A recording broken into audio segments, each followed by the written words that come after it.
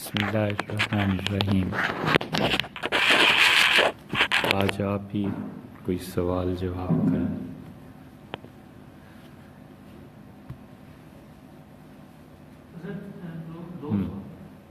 ضرور۔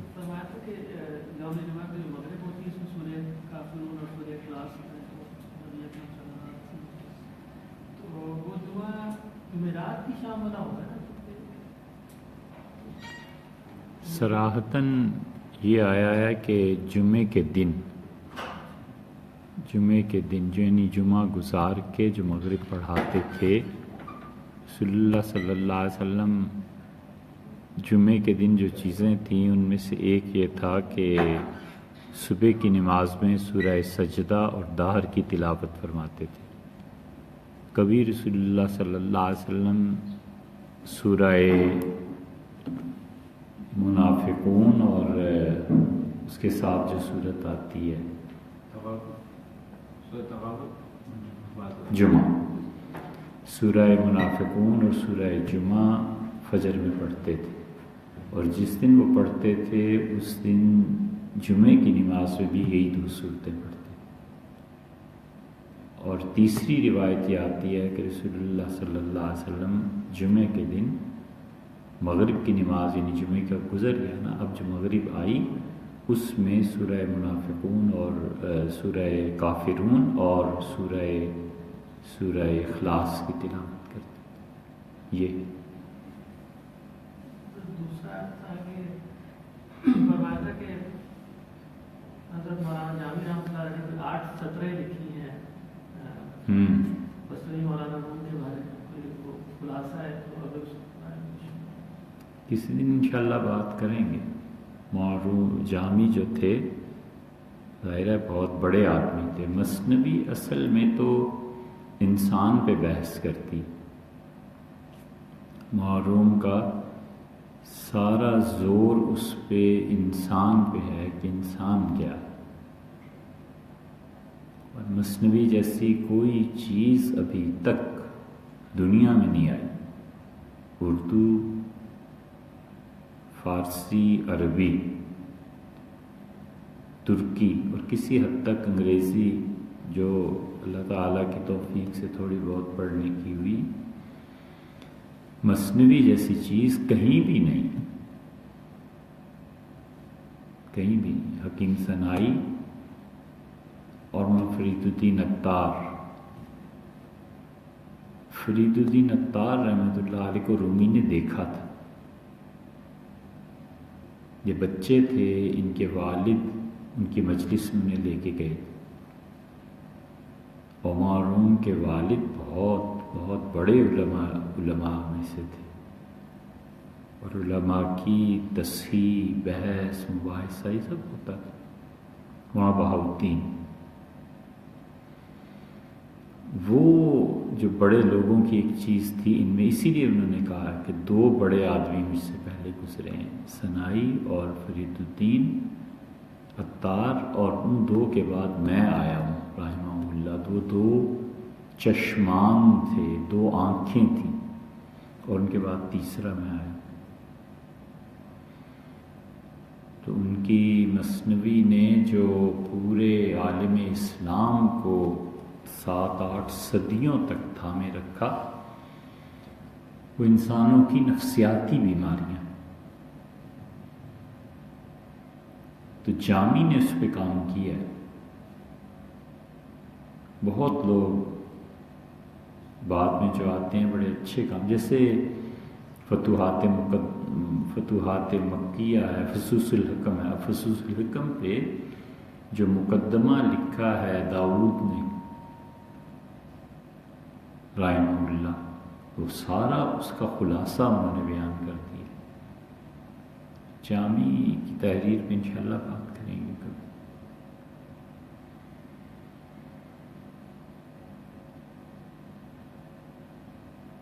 اب تو شاید مثنوی پڑھاتے ہی نہیں کوئی،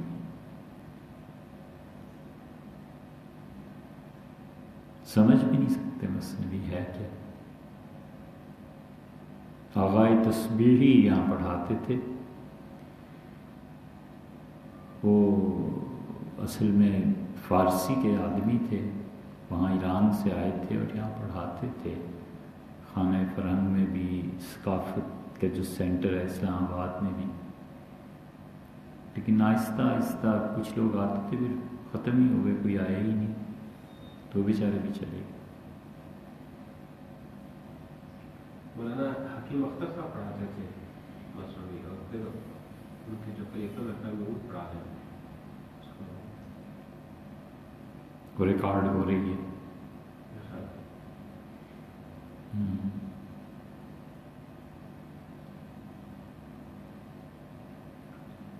انہوں نے اپنے دروس میں سے جو ہے نا معارف مصنوعی کے نام سے ایک کتاب بھی جی جی، حضرت تھانوی رحمۃ اللہ علیہ نے کلید مثنوی کے نام سے شرح لکھی۔ کریم زمانی نے بھی کام کیا ہے، لیکن مثنوی کی خود کتنی شروع ہیں اس کا احاطہ اب ایک خاتون ہیں انہوں نے کیا ہے، کتاب لکھی ہے، ڈاکٹریٹ کی ہے اس موضوع میں، یاد آتا ہے کہ خاتون ہے، لیکن وہ جو ایک مثنوی کا ایک طرح سے استعارے اور تشبیہات اور یہ چیزیں سمجھنا یہ بڑا دشوار ہے۔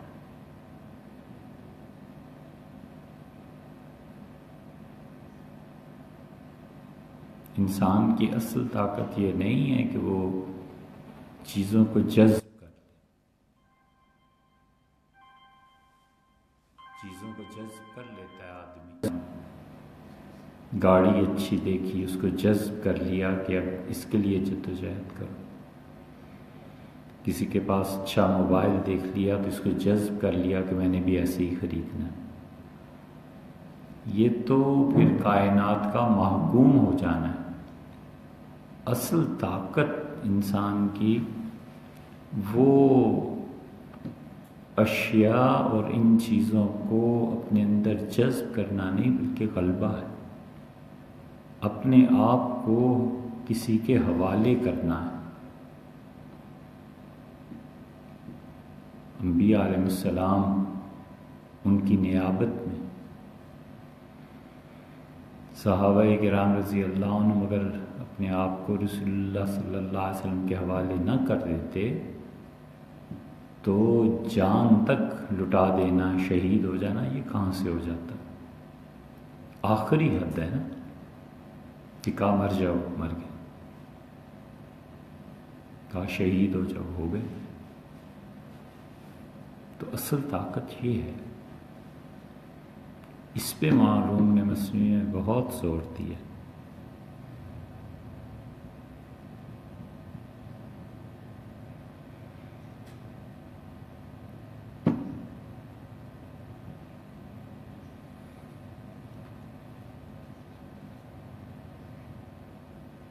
یہ آپ نے جامع کی چیز کہاں پڑھی ہے؟ شاید آپ ہی کی کسی مجلس میں فرمایا تھا، خیال آیا کہ شاید اچھا، چیز ہے۔ ہاں یہ ہم نے کہیں بیان تو کیا ہے، لیکن آپ کے سامنے شاید یہ بات نہیں آئی، کہیں سنا ہوگا، یعنی یہاں بیان نہیں کیا۔ جمعے کے بعد کے اس میں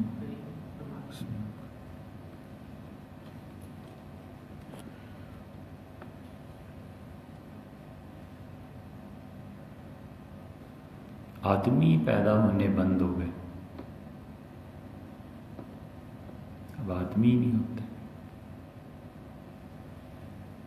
70 سال کو گزر گئے ملک بنے ہوئے، اور اربوں روپے لوگوں نے چندے میں دیے ہیں۔ کوئی بھی مکتبہ فکر 70 علماء نہیں بتا سکتا کہ یہ انٹرنیشنل لیول کے آدمی، وہ جو حجت الاسلام اور شیخ الاسلام تھے وہ انسان ہی تو تھے۔ شریعت کا کوئی مسئلہ، کوئی چیز ایسی نہیں تھی جس پر وہ عقل میں بات نہ کر سکیں، عقل نقل تو غیر کیوں مانے گا، وہ کیوں مانے گا کہ بخاری ہے، مسلم ہے، فلان، کہتے ہیں ہمارے لیے کیا، وہ عقلاً بات کرتے تھے۔ حضرت قاسم نانوتوی رحمۃ اللہ علیہ کہ صفحات کے صفحات عقلاً، حضرت شاہ ولی اللہ صاحب رحمۃ اللہ علیہ عقل سے بات کرتے، ملا صدرہ ہمارے یہاں پڑھاتے ہی نہیں، پڑھتے ہی نہیں. حجاب کیا شیعہ تھے، لا حول ولا قوت الا باللہ.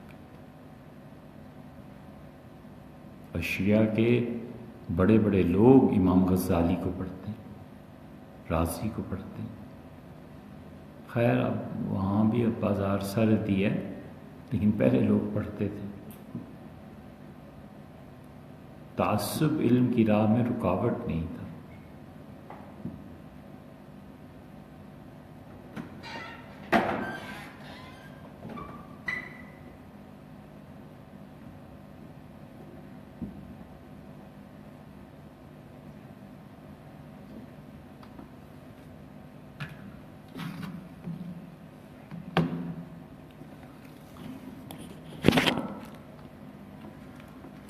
اور فرمائیے.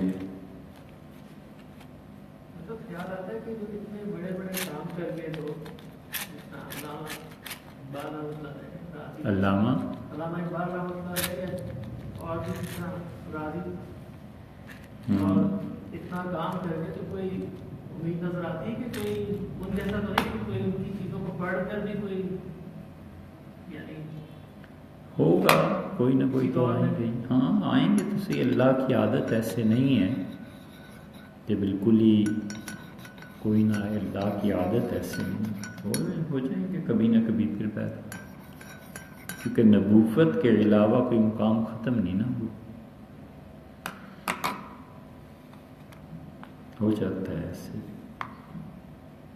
اب دیوبند میں انور شاہ صاحب رحمۃ اللہ علیہ جو آئے ہیں تو انہوں نے اتنے افراد تیار کر دیے کہ کہاں سے کہاں بات پہنچی. انور شاہ صاحب رحمۃ اللہ علیہ جو تھے وہ 1926 کے قریب الگ ہوئے. ڈابھیل چلے گئے تھے، تشریف لے گئے، وہاں رہے. پھر 30 میں ان پہ فالج کا ہوا حملہ اور 33 میں انتقال فرما گئے.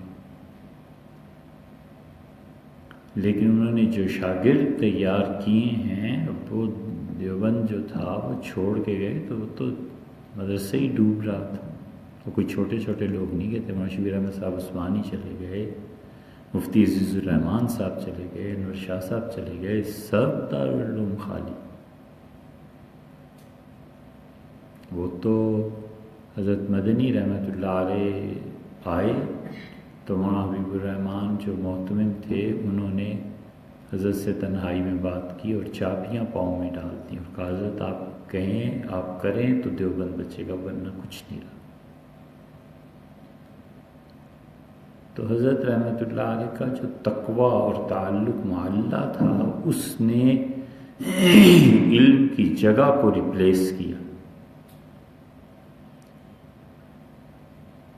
تقوی نے علم کو سنبھال لیا. وگرنہ انور شاہ صاحب رحمۃ اللہ تو دوسرا آدمی اتنا صاحب علم تو نہیں آیا نا. پھر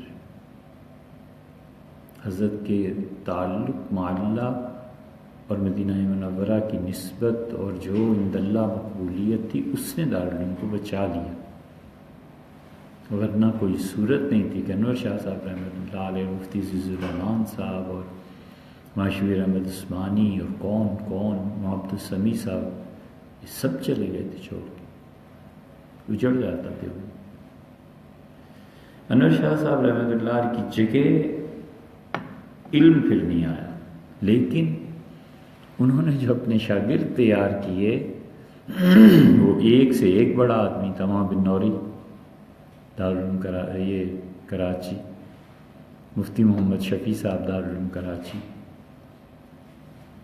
مفتی محمد حسن صاحب اشرفیہ لاہور، مولانا ادریس کاندلوی، مولانا منظور نعمانی، پوری ایک کی تحریرات، ان کا کام.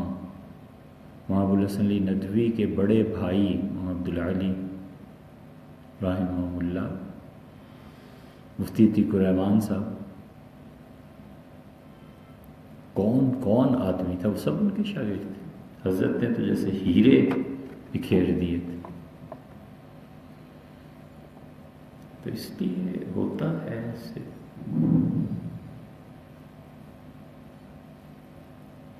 یہاں اس ملک میں یہ تہذیب نہیں نا پرورش پر.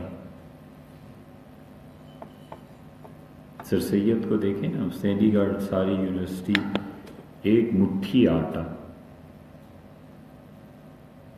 بچے پھرتے رہتے تھے، ہر گھر سے جا کے ایک مٹھی آٹے کی دے، بس وہ آٹا بن جاتا تھا، اسے بیچتے تھے. ان لوگوں میں احساس تھا کہ کسی طرح قومی جدوجہد میں مدارس ہیں، یہ ہیں، انہیں بچانا ہے، دین ان کے ذریعے چلے گا. ہمارے یہاں یہ تہذیب نہیں تھی.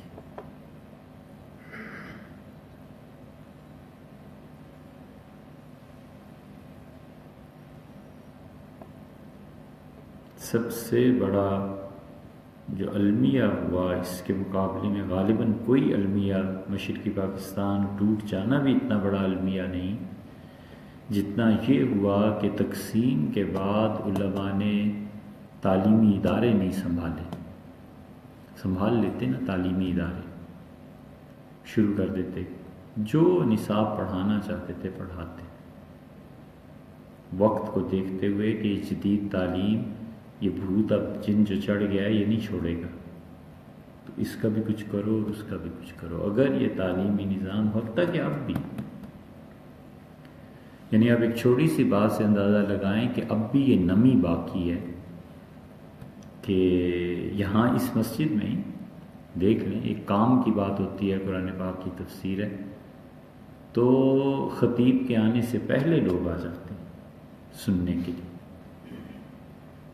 ایک چیز ہے نا، اسلام آباد میں 3-4 جگہیں ہیں جہاں لوگ آ جاتے ہیں، پہلے بیٹھ جاتے ہیں کہ کوئی تقریر کا حصہ، کوئی فقرہ مس نہ ہو جائے. اس کا مطلب ہے اب تک یہ ذہن بنانا ہو سکتا ہے، ذہن بنایا جا سکتا ہے. اور اس کے مقابلے میں اگر 4-5 جگہ ایسی ہیں تو 5000 جگہیں ایسی ہیں جہاں لوگ آتے ہی نہیں، وہ کہتے ہیں یار خطبہ شروع ہو تو پھر چلتے ہیں، دوسری اذان ہو پھر چلتے ہیں.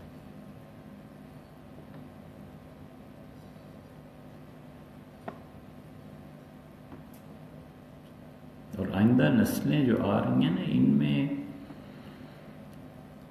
یہ عصمت انونو تھا، وہ ترکی کا صدر، اس نے کئی سال حکومت کی، پکا سیکولر تھا، ان سوانح لکھی اور اس نے کہا کہ ہم نے پوری طرح اسلام کو کچلا ہے ترکی میں، لیکن افسوس آخر پہ حکمرانی جب نے پتھر اٹھایا تو نیچے سے جو پودا نکلا پھر وہ اسلام.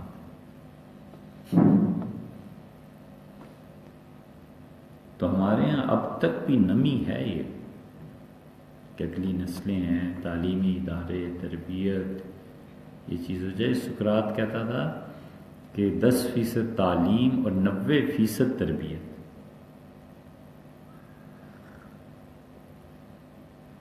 ہمارے یہاں کوئی ایک ادارہ ایسا نہیں جو کہ 40% تعلیم اور 60% تربیت.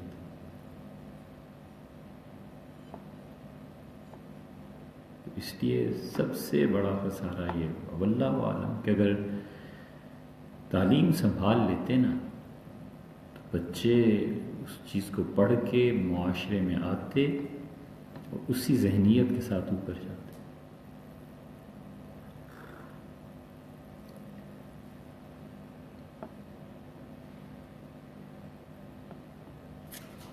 پورے نصاب میں ایک کتاب ایسی نہیں ہے جس میں ایک مضمون آئے کہ مثنوی کیا چیز ہے، ابن عربی کون تھے، رازی کیا کرتے تھے، مسلمانوں نے کیا کیا تھا، سائنس اور مسلمان یہ کیا تھے.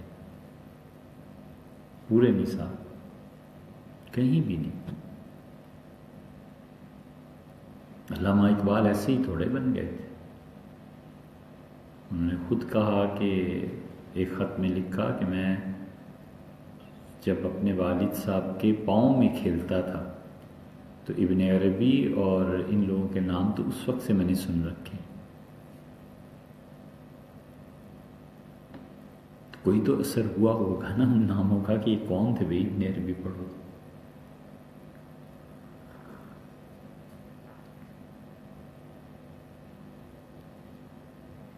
بہت سے لوگ سمجھتے ہیں علامہ کو عربی نہیں آتی تھی، پڑھا کیسے ہوگا، حالانکہ انہوں نے 6 مہینے لندن میں عربی پڑھائی، لندن یونیورسٹی میں۔ تو جو شخص گوروں کو عربی پڑھا سکتا تھا، کچھ تو آتا ہی ہوگا جو لندن یونیورسٹی نے رکھا تھا۔ ان کے خطوط پڑھیں نا، پھر پتہ چلتا ہے اصل میں کہ وہ کیا کیا چیزیں پڑھتے تھے۔ ملا صدرہ جس کا ہم اتنا نام لیتے ہیں، ان کی بعض چیزوں پہ اعتراض کیا علامہ نے کہ یہ بات یوں نہیں یوں ہے۔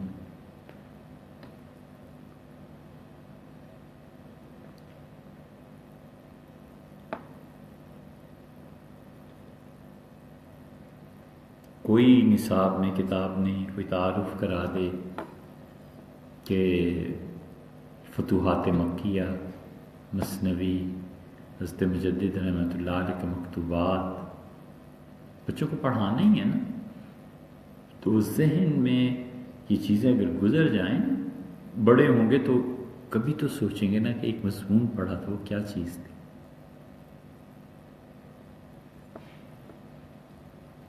اپنا ایک واقعہ ہے کہ وہ جی میں کتاب پڑھا تھا افکار ابن خلدون، حنیف صاحب کی نا، حنیف بجیانی رحمہ اللہ ندوی۔ تو وہ میرے ساتھ ایک صاحب بیٹھے ہوئے تھے کافی عمر کے، تو انہوں نے کہا آپ کیا پڑھ رہے ہیں؟ میں نے دکھایا کہ بھئی یہ افکار ابن خلدون۔ کہتے ہیں یہ ابن خلدون کون ہے؟ میں تھوڑا بہت سمجھایا ان کو، لیکن یہ ہے کہ ان کے سامنے ان کو کچھ پتہ نہیں تھا کہ ابن خلدون کیا ہے۔ کچھ پتہ نہیں۔ ہم ابن خلدون کی بات کرتے ہیں، جنہوں نے نصاب بنانے ہوتے ہیں نا، وہ ایسے بناتے ہیں۔ نحو کی کتاب اسلام کی یونیورسٹی میں فیصل ماس میں پڑھا رہے ہیں کورس میں نا یونیورسٹی میں، تو میں نے کسی وجہ سے اسے کھولا تو نحو کی کتاب میں اس نے سوال کیا ہے کہ اس کی ترکیب کرو کہ یوسف قرضاوی بہت برا آدمی ہے۔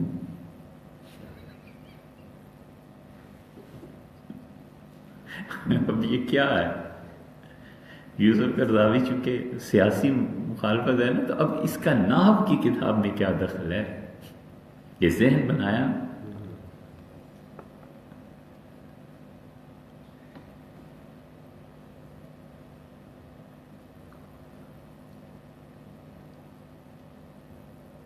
عبدالقدوس صاحب ہمارے یہاں آتے رہتے ہیں نا، ان کے دوست ہیں انیق، اس کے پاس وہ تصاویر ہیں ساری اس کتاب کی، اس میں بالکل سیاسی افکار ہے، نحو کی کتاب میں بچے کو سکھانا ہے۔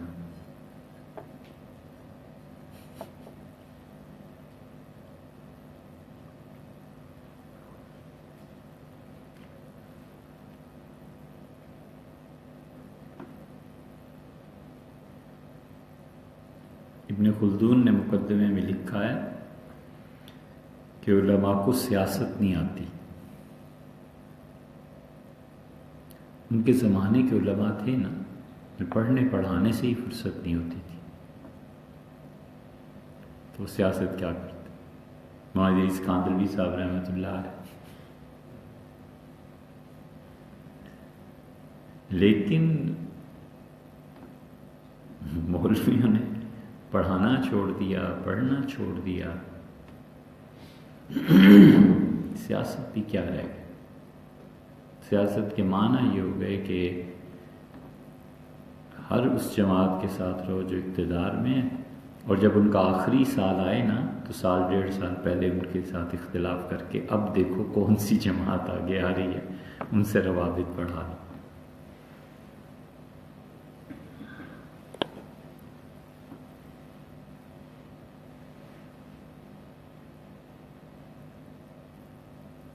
کئی سیاسی رہنما جن سے بھی ہوئی، ہم نے کہا آپ چھوڑ دیں اس تنقید اور ان چیزوں کو، چلیں آپ کریں بے شک، نہیں اتنا تو بتائیں نا کہ اگر آپ آ گئے تو آپ کیا کریں گے، تعلیم کا نظام کیا ہوگا، آپ کے یہاں عدل کیا ہوگا، انصاف کیسے ہوگا۔ ایک آدمی کی زمین کا فیصلہ ہوا اور اس نے کہا میں اب دادا بن گیا ہوں، اور جب میری شادی بھی نہیں ہوئی تھی تب سے یہ مقدمہ چل رہا ہے، تو اب میں اس کا کیا کروں؟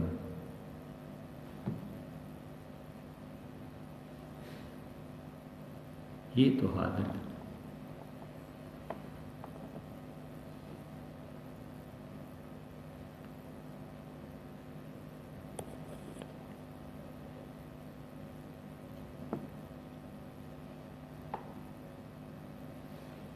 اتنا بڑا خطرہ جو منڈلا رہا ہے نا، اور جو کچومر نکال کے رکھ دے گا وہ چائنا ہے. یہ آ رہے ہیں اور یہ اور 50-100 سال شاید لگ جائیں، حاوی ہو جائیں گے، چھا جائیں گے. اور یہ فکر ہی نہیں ہے کہ اس مشکل کا کرنا کیا ہے. گورے آئے اور ہمارے بزرگ رحمہ اللہ لڑتے رہے، لیکن گوروں میں دعوت کا کام نہیں کیا کسی نے بھی کہ انہیں دین کی طرف بلاتے. کوئی جماعت ہوتی نا، انہیں ان کی زبان میں دین سمجھاتے. یہ نہیں،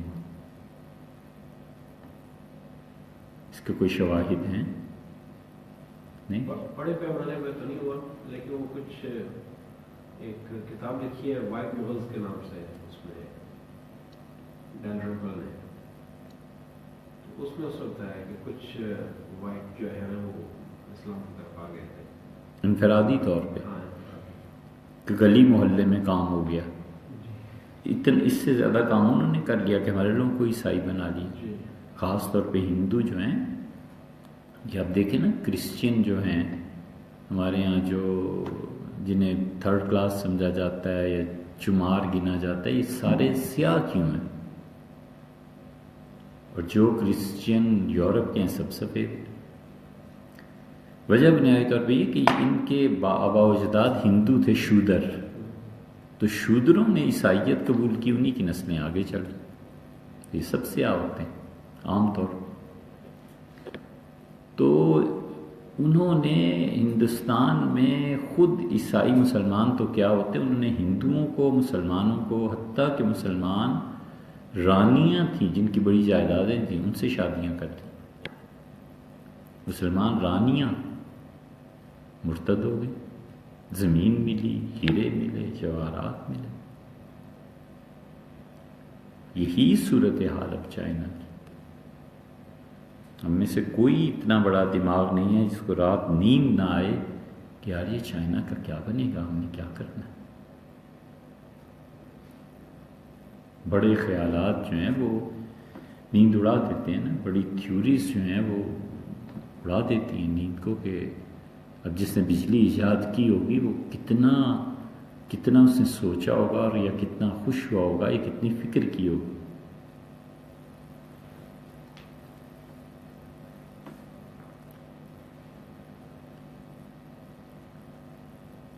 کوئی سامان نہیں ہے کہ ہم سوچیں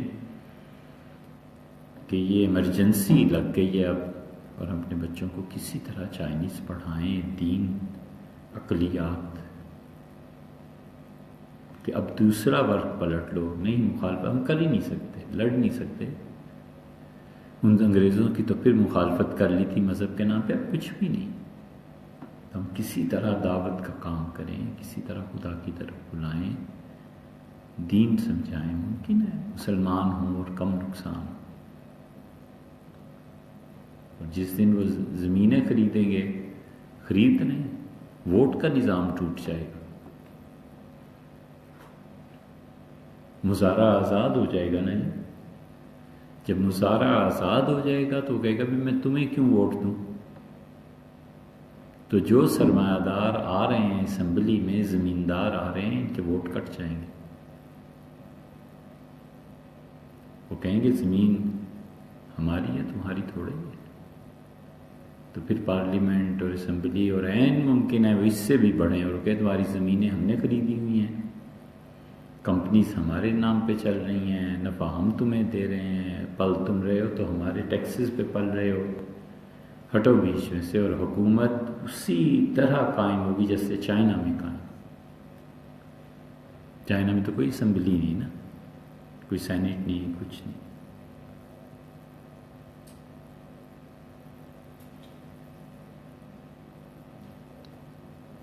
حضرت اس کی ایک بڑی وجہ یہ بھی ہے کہ لوگ کوئی اپنے آپ کو ذمہ دار سمجھتے ہیں اس چیز کا کہ یہ بھی کوئی ایسی چیز ہے جس کو مجھے دیکھنے کی ضرورت ہے. کوئی نہیں سمجھتا. ہر کوئی سمجھتا ہے کہ دوسرا کر لے گا اگر کرنا ہو. جو سمجھتا ہے اس کے پاس پیسے نہیں ہیں، ہاں اسباب نہیں ہے یار. ورنہ 8-10 کروڑ کیا چیز ہے؟ ہم کہتے ہیں 8-10 کروڑ ہو، ایک تعلیمی ادارہ بناؤ، بچوں کو اس نہج پہ ٹرینڈ کرو. بڑی سمجھنے کی بات ہے. جامعۃ الرشید کے مفتی عبدالرحیم صاحب ہیں نا،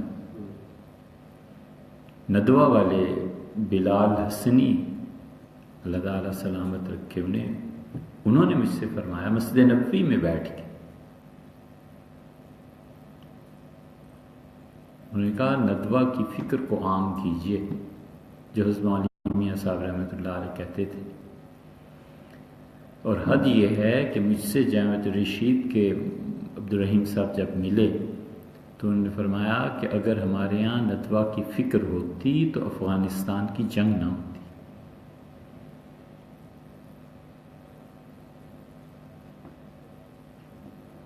یہ ایک فکرہ، اس کا پس منظر پوری کتاب چاہتا ہے کہ یہ اعتدال رہتا نا، جذباتی فیصلے نہ ہوتے تو انہوں نے کہا یہ جنگ نہ ہوتی اگر آپ لوگوں کی فکر ہے. یہ اسکالر بھی مطلب ہو سکتا ہے کہ اگر آپ لوگوں کی فکر ہوتی تو جو ہم نے وہاں کچھ روس کو دور کیا ہے، روس کو ہٹایا، تو وہ نہ ہو سکتا. مطلب جو جہاد کے لیے لوگ یہاں سے گئے ہیں وہ بھی اسی وجہ سے گئے. کیا اب جنہوں نے جو کچھ کیا تھا اب پتہ چلا ہے نا، اب وہ صوفی محمد صاحب بھی اور فلاں بھی اور فلاں بھی، والعیاذ باللہ. تو اس لیے یہ جو چائنا کا خطرہ ہے نا جی، یہ کوئی چھوٹی چیز نہیں ہے. پوری دنیا میں اللہ تعالیٰ نے جو شرف بخشا پاکستان کو ہی بخشا. اتنی یعنی آپ عالمی سطح پہ دیکھ لیں، مسلمانوں میں کسی ملک میں اتنی طاقت نہیں جتنی ہمارے یہاں. جس کو مصیبت پڑتی ہے پاکستان چلو، ان سے پوچھو، ان کو بلاؤ. دبئی کیا، مصر کیا، یمن کیا، سعودیہ کیا، ایران کیا، پاکستان. کہیں کوئی ہنگامہ چیز، پاکستان کی فوج جائے، چوری چھپے جائے یا کھلے بند ہو جائے، یہ فوج جائے. اور کوئی چیز تو ہے عالمی قیادت افواج کی، چاہے وہ جو بھی اخباروں ہی کی بات ہو، لیکن جرائیل کے علاوہ کوئی آدمی نہیں تھا. ایک طرح سے عالمی قیادت ملی انہیں کہ یہ لوگ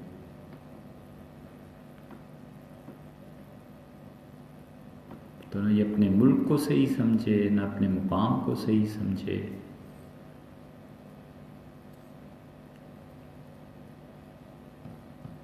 ہندوستان کے مسلمان بھی بیچارے پسے.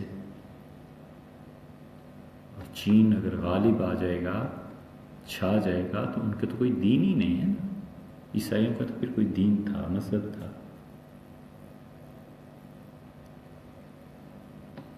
اس لیے انہوں نے کبھی کسی کو کچھ نہیں کہا انگریزوں نے، جب تک سیاست میں کوئی مداخلت نہ کرے. ان کا سیاسی نظام میں مولوی صاحب مت آؤ، بس ہمیں حکومت کرنے دو. مولوی صاحب نے کہا میں نہیں آتا ہوں کہ کچھ کرو، جو مرضی کرو، ہم تمہیں کچھ نہیں کہتے. مولانا رضا خان صاحب نے اتنا خلاف لکھا ہے انگریزوں کے، فتاویٰ آپ دیکھیں، صفحات کے صفحات. لیکن چونکہ حلقہ اتنا وسیع نہیں تھا نا، تو گوروں نے بھی کوئی اس کی پرواہ نہیں کی.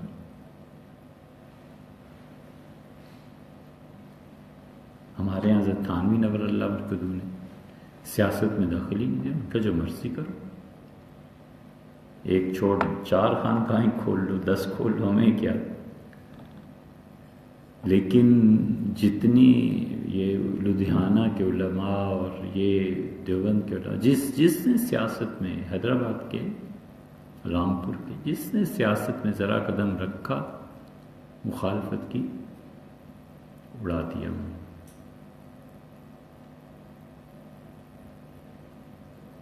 لیکن مخالفین اتنے مخلص تھے. میں نے شاید حسرت موہانی کا قصہ سنایا، آپ کو سنایا تھا.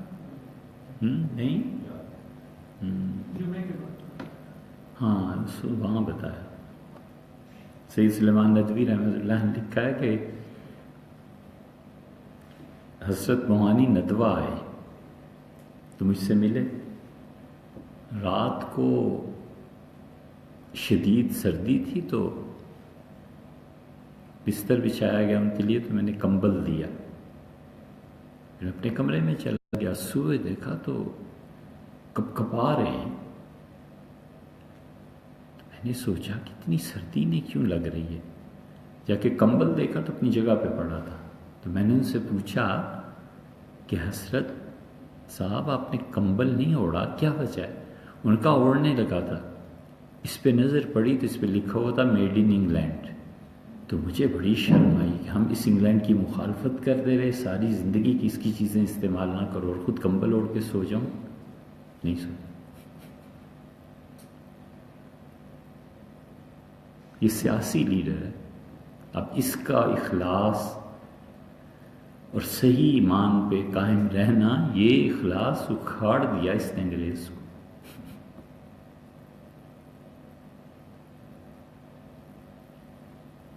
اتنا اخلاص ہمارے زمانے میں علماء میں شاید پایا جاتا ہو، ورنہ کہاں ہوتا ہوگا۔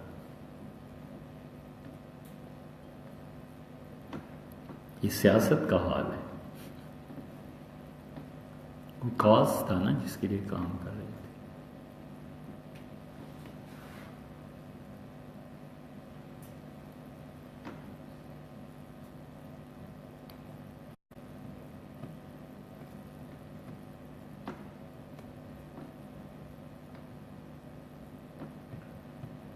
جی جو نیا جو بیانیہ جاری ہوا ہے حکومت کی طرف سے کہ کفر کا فتویٰ دینا جو ہے وہ ناجائز ہے، تو اس کے پیچھے کیا سوچ یا کیا نیت ہے حکومت، کیا چاہتے ہیں؟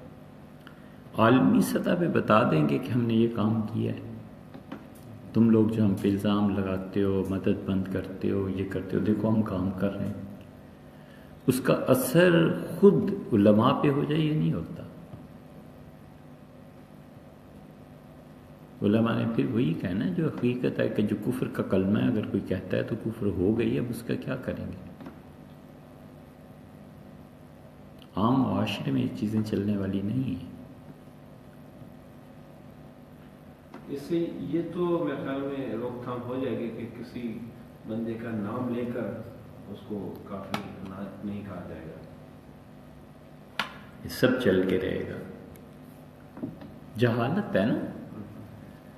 پہلے بھی شخصی طور پہ کسی کو کافر کہنا شریعت منع نہیں کرتی، اسلام منع نہیں کرتا۔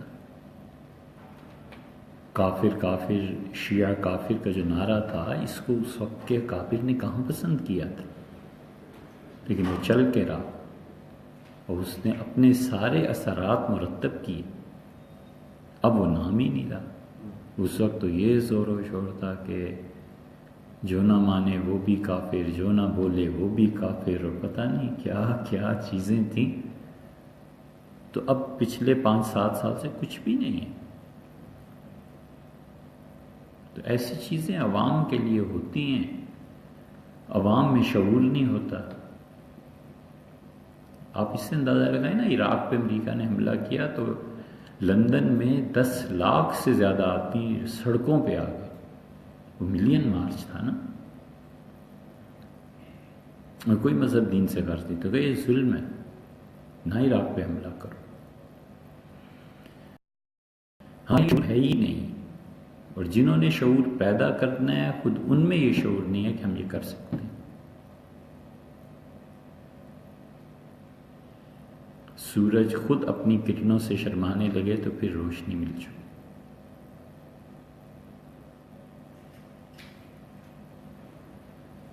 کسی بھی مسئلے پہ آپ 2 لاکھ آدمی جمع نہیں کر سکتے، 3 لاکھ نہیں کر سکتے، چند ہزار، اور وہ بھی حضرت رسالت پناہ صلی اللہ علیہ وسلم کے خلاف جب لکھتے تھے تو آج سے 20 سال پہلے کی بات ہے، کوئی تصور ہی نہیں تھا، لوگ شہید ہو جاتے تھے۔ اب وہی چیزیں آ رہی ہیں، کچھ نہیں. ختم نبوت کا مسئلہ رہ گیا، اب اسے بھی بار بار چھیڑنا ہے تاکہ بے حص ہو جائیں لوگ اس مسئلے میں. معاذ اللہ.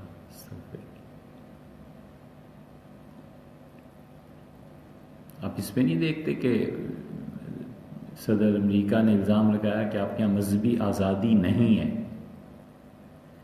اس کا کیا مطلب ہے؟ اس کا مطلب یہ ہے کہ قادیانیوں پہ جو تم نے پابندی لگائی ہے اسے ختم کرو، مذہبی آزادی دو کہ جو جی چاہے مذہب اختیار کرے. وگرنہ کون سی مذہبی آزادی ہے جو ہمارے یہاں نہیں ہے؟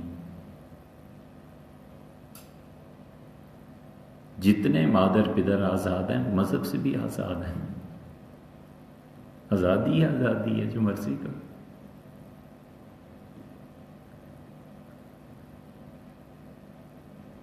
کون سا کس نے کہا مذہب کی جبر پاکستان میں؟ صرف ایک ہی ہے، وہ قادیانی. تو اس نے کسی کا نام لیے بغیر کہا ہے کہ تم لوگوں کے یہاں مذہبی آزادی نہیں. یا اللہ، ہمارے یہاں مذہبی آزادی نہیں؟ ہمارے یہاں تو مذہب چھوڑ بھی جاتے ہیں تو بھی کوئی نہیں پوچھتا. اس سے زیادہ آزادی اب کیا تمہیں چاہیے؟ اب کراچی میں ایسی آزادی ہے کہ ولیعظ باللہ عیسائی مردوں اور مسلمان عورتوں کے نکاح شروع ہوئے ہوئے. کئی واقعات ایسے ہیں. اب اس سے زیادہ تمہیں کیا چاہیے؟ اور اس سے ایک چیز ہے وہ مغلیہ خاندان میں جو انسان کی شادی. السلام علیکم. جی جی جی اچھا انشاءاللہ. ٹھیک ٹھیک ٹھیک ہے. ٹھیک.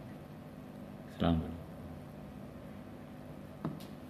جی مغلیہ خاندان میں جو بادشاہوں کی جو شادیاں غیر مسلم عورتوں سے ہوتی رہی، تو وہ کیا اس کے پیچھے کوئی کسی کا فتویٰ تھا یا؟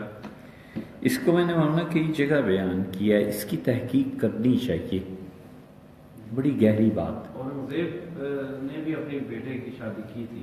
یہ کہیں فتویٰ ملے گا کہ ہندو جو تھے نا یہ اہل کتاب ہیں، اس بنا پر شادیاں ہوئی ہوں گی؟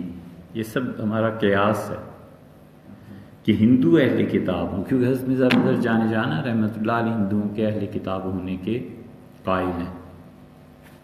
یہ کہیں مل جائے نا تو پھر سارا مسئلہ ہی حل ہو جاتا ہے. وگرنہ یہ ہو نہیں سکتا کہ اتنے مغل بادشاہ اور ہندوؤں سے شادیاں کرتے رہے اور سب چپ. کوئی اکبر کی بات سمجھ آتی ہے، لیکن اورنگزیب کا، اورنگزیب جیسا متدین آدمی، بالکل اورنگزیب رحمۃ اللہ علیہ جیسا آدمی جس نے اپنی بادشاہت کی وجہ سے تاج محل بنوایا اور لاہور کی شاہی مسجد دلی کی شاہی مسجد کے مقابلے میں بنوائی، لیکن سادہ اینٹ سے بنوائی. یہ تو سرخ پتھر بعد میں مسلمانوں نے لگایا، ورنہ اورنگزیب کی مسجد تھی بڑی سادہ تھی. تو کہا گیا کہ اتنی سادہ، اور اورنگزیب آپ کے والد شاہ جہان نے جو تاج محل تعمیر کروایا آپ نے بڑا سادہ ہے، وہی چیز ڈپلیکیٹ ہے اس کا. انہوں نے کہا شرع اجازت نہیں دیتی، شریعت اجازت نہیں دیتی مسجد کو اتنا خوبصورت بنانے. اور شاہ اللہ رحمۃ اللہ علیہ کے والد، ان کے دوست، وہ جو فتاوی علمگیری مرتب ہوا ہے، یہ سارے بڑے بڑے بہت کام کے لوگ تھے. تو اس لیے ان کو ضرور کہیں نہ کہیں سے فتویٰ یہ ملا ہے یا کچھ ہوا ہے ایسے کہ یہ طے ہوا ہے کہ انگریز جو ہندو ہیں یہ اہل کتاب میں سے ہیں، تب جا کر اتنی شادیاں ہوئی. اب جہانگیر ہے، وہ کہتا ہے میری پھوپھی ہمیشہ مجھے لان تان کرتی رہیں، برا بھلا کہتی رہیں کہ بیعت تم لوگوں میں خاندان میں چلی آتی ہے تو تم بیعت چھوڑ دی، تم نے بیعت نہیں کرتی. تو تذکرہ جہانگیری میں لکھا پھر میں نے کسی کو بیعت کیا. اورنگزیب بابر کو دیکھیں، بابر بادشاہ جو ہے وہ کہتا ہے میں بیمار ہو گیا، میں نے کہا اللہ اگر مجھے تو شفا دے. تو نقش بندیہ سلسلے کے جو بڑے مشائخ حضرت رحمۃ اللہ علیہ خواجہ عبید اللہ حرار رحمۃ اللہ علیہ، اللہ جو انہوں نے لکھا ہے میں اس کی تشریح شرح لکھوں گا، اور کہتا ہے مجھے پھر جب صحت ہوئی تو میں نے حضرت کے تصوف کے اس کلام کی شرح لکھی، قرآن پاک کی تفسیر لکھی ہے بابر بادشاہ نے اپنی بیٹی کے لیے۔ بیٹی نے کہا کہ جو مولوی صاحب آتے ہیں بڑی لمبی باتیں کرتے ہیں، پھر بدل دیا، پھر ان کا وہ بہت مختصر بات کرتے ہیں، اس کا میں اپنی بیٹی کے لیے خود لکھ دوں، بیٹی کے لیے تفسیر لکھ دی۔ اب یہ اتنی دین کے ساتھ رغبت میں کیسے ہو سکتا ہے کہ وہ معاذ اللہ جی اور کیا یہ تو غالباً انہیں کوئی فتویٰ ایسا ملا ہوگا یا کچھ تحقیق ہوگی ان کی کہ اہل کتاب کی سے تب شادیاں ہوئی ہوں گی۔ کسی عالم نے بھی ان کو اس کے اوپر ٹوکا نہیں، مطلب جس طرح ہمیں پتہ چلتا ہے نا کہ جی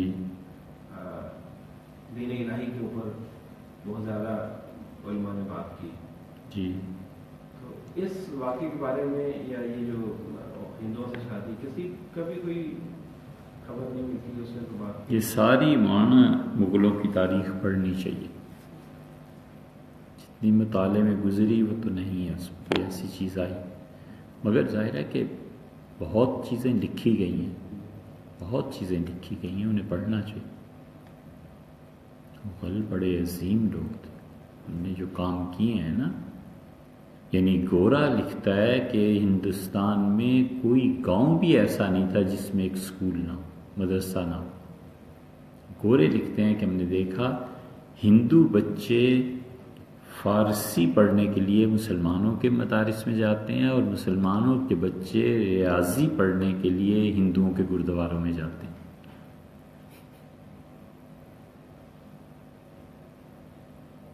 ایک جگہ لکھا ہے پتہ نہیں 16 میل کہ 20 میل کوئی ایسے نہیں ہے ہندوستان میں جہاں کوئی نہ کوئی مدرسہ نہ ہو، اور وہ مسجد میں ہے، یعنی الگ کوئی صورت نہیں تھی، مسجد میں پڑھاتے تھے۔